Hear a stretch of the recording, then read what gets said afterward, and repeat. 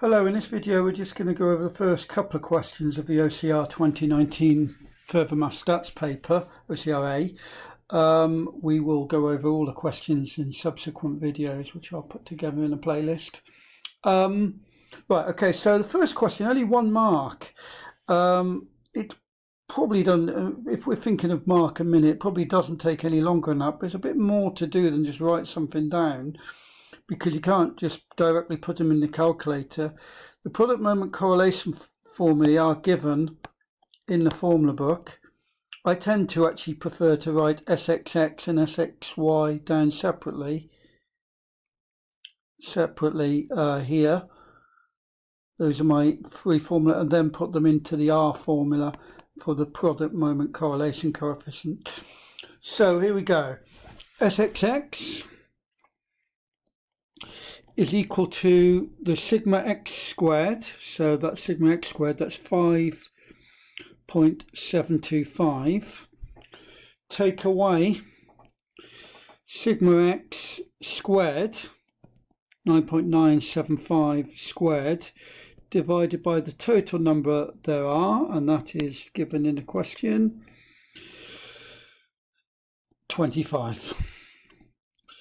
So that equals to 1.744975. And then we can do something similar for SYY.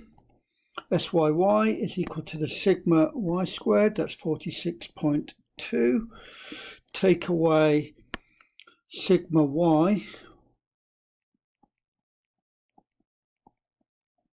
actually squared over 25, and that comes to 41.204775.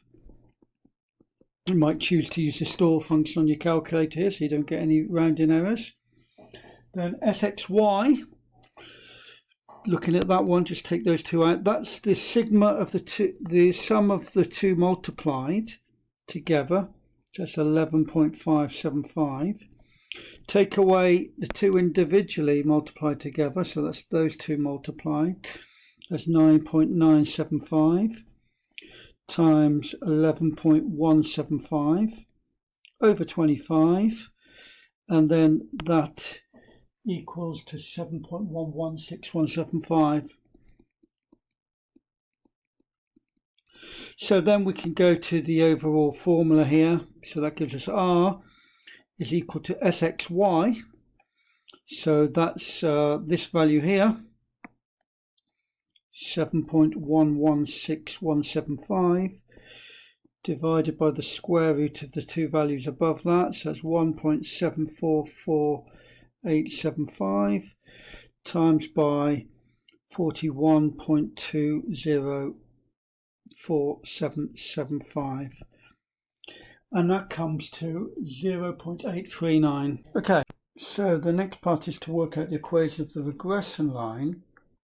Now there's formulae for that as well. When you talk about the regression line on OCR, you're only required to work out the y on x regression line. Just a quick reminder, that's to do with minimizing the square of the y residuals. You're only required to know how to work that one out. Actually, if you were to work out the x residuals, you'd be dividing by SYY on that formula, but it's not something you'll be asked to do. But you are meant to know the distinction between the two. Anyway, so SXY over, this is given in the formula bit, so 7.116175 divided by SXX, so that's 1.744875. So that comes to minus, that comes to 4.0784 to 5 significant figures. Right, now you can use this formula to work out the value of A.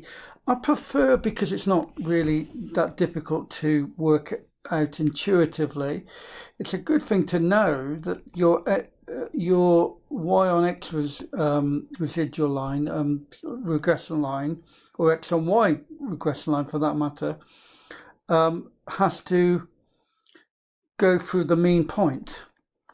So that because it has to go through the mean point, we can say that y bar a plus b x bar has to actually hold as well. So we can use that to work out a. I know it's in the formula book anyway, but I think it's a nice way of kind of thinking about it. It's got to go through the actual mean point, so therefore we can work out a that way. So that comes to y bar, which is the mean of y, and the mean of y is just going back up there, 11.175 divided by 25. Take away our value of b, and we might have that number stored in the calculator, the more precise number stored in the calculator, times by 9.975 over, which is our x bar, 9.975 divided by 25, and that comes to minus 1.180. So that means that the equation of our regression line is y on x regression line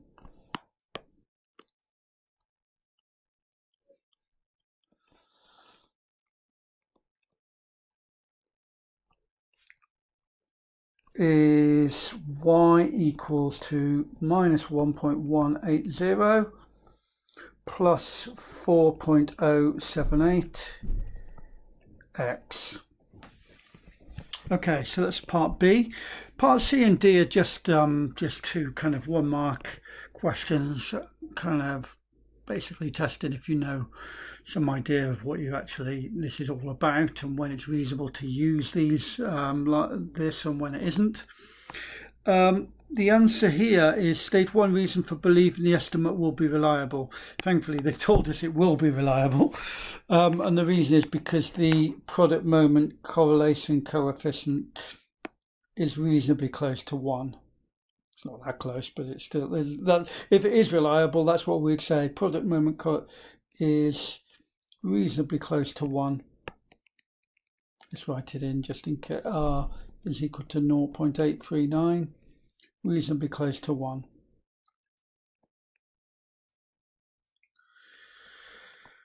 Okay, and then part D, state what further information is needed to determine whether the estimate is reliable.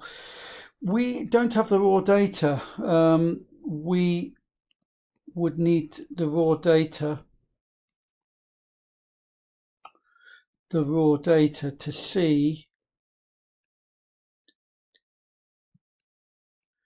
to see if the value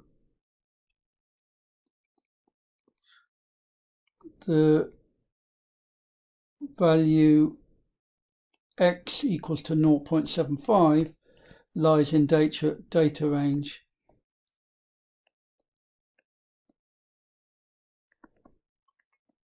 In other words, extrapolating, i.e. are we extrapolating? I won't write that in, I think that's good enough. Okay, so that's the first question. Let's look at the second question. Question 2 is a relatively quick and straightforward Poisson question.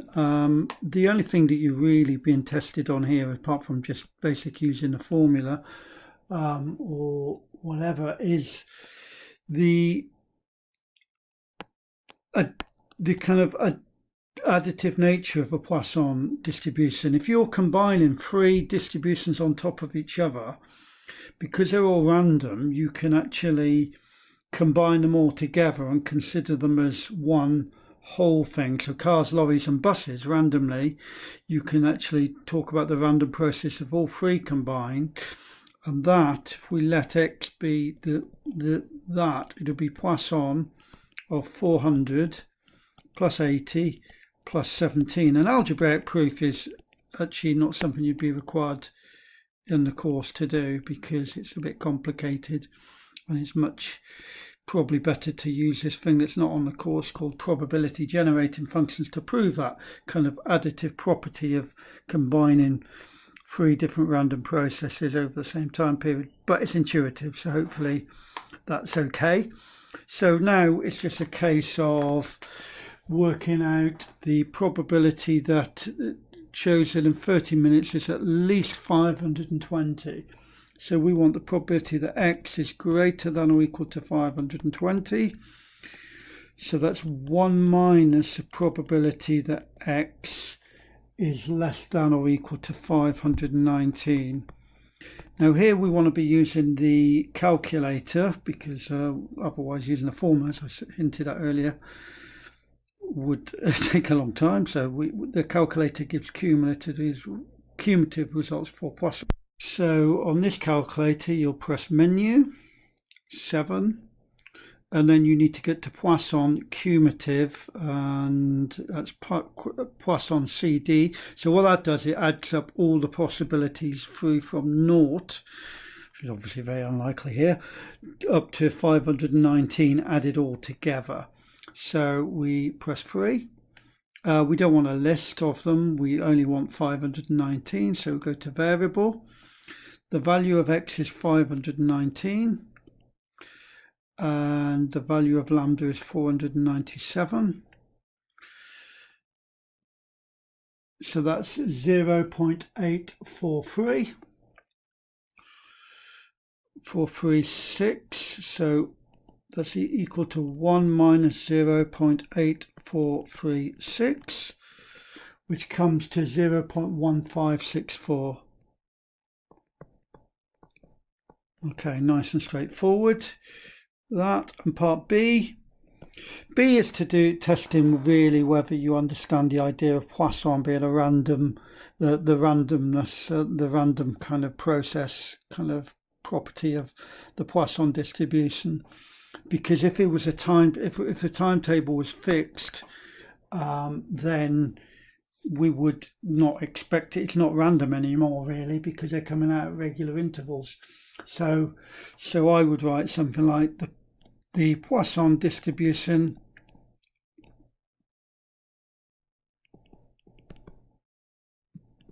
describes a random process.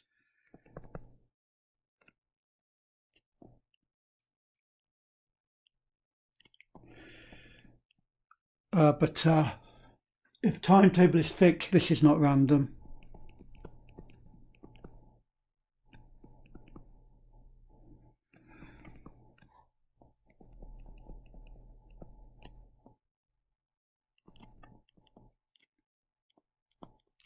Okay, so that's the first 2 questions quickly whipped through.